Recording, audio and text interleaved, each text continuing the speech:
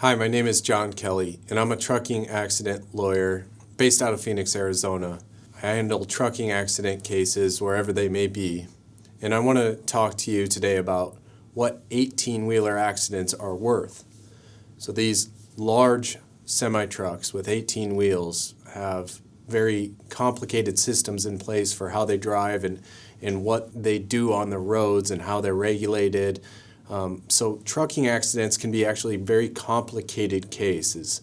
And one of the questions that I have is what do you think my case is worth a lot from clients? So if you've been injured by one of these trucks, one of your questions is, what is the case worth? Now, a trucking accident is different than a motor vehicle accident when you ask that question, because in a motor vehicle accident, we oftentimes have what I would consider a limiting factor.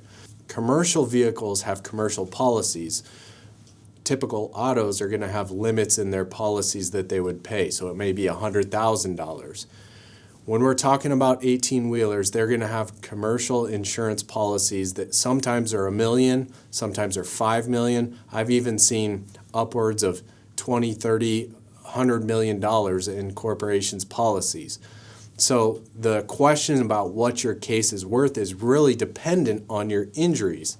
If your injuries warrant it, meaning they're severe enough, you have broken bones, you may have bad traumatic brain injury or something that is a severe injury, now we can start looking at putting together a case and asking for millions for you. And that isn't something that these insurance companies that represent the trucking industry are just going to write a check. We have to have a very detailed team put together for you. So I hire an investigator. I have expert witnesses that I work with that are very detail-oriented towards trucking accidents.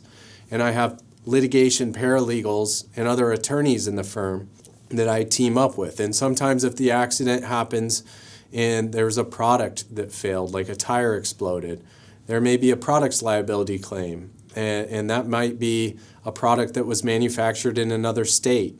And so sometimes we have multiple states. In fact, oftentimes we have multiple states that are involved. Another thing you should know is that settlement value is often dependent on whether you settle your claim or whether you take it to trial. And that's going to be up to my clients. So if you have an injury and you want your case to be valued high, that sometimes takes a little bit further digging into, a little bit further litigation. And maybe it all goes all the way to trial.